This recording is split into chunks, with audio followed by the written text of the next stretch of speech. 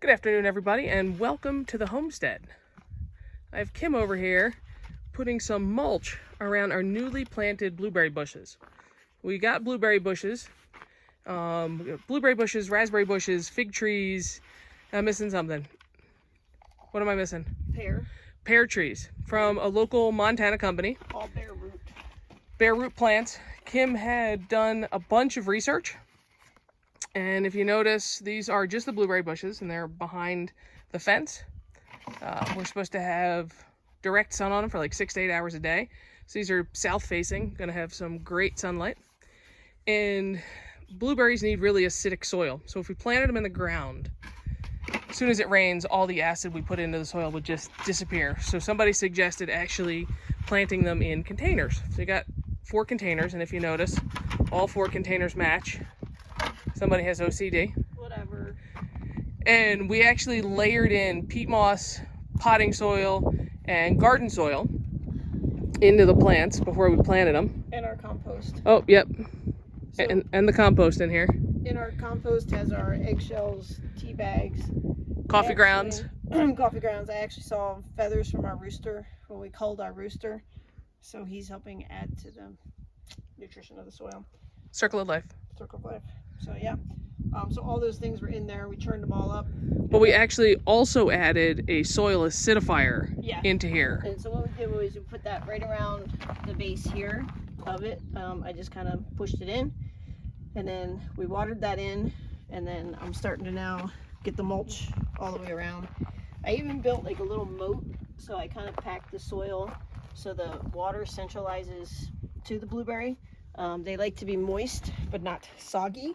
So there are holes in the bottom of these pots. We put a coffee filter in the bottom and then some stones on top of the coffee filter. And then obviously we're on this, so it will filter right out. And we're gonna give it a shot, give it a go. Like Patricia said, this is electrified, so hopefully nothing's gonna peek its head through here and eat it. And then in the winter, because they're in pots, we'll be able to move those into the greenhouse to protect them. I mean, they'll still be freezing, but they'll still be protected from the harsh winter. Correct. Yeah. So that's it. So blueberries are in first. And if you look, they're actually starting to sprout a little bit. Yep. Yeah. The raspberries we're gonna do inside the garden or inside the fenced in yard, because I just think they'll be way enticing for the deer and elk and stuff. And then the fig tree and pear tree will also be in the yard. They'll be in the yard too. So this is just the first step of what we're doing today, and we're rocking and rolling. So yeah. All right. Catch you on the next round. Cheers, everybody. Planting part 2. So we got our blueberries in over by the greenhouse.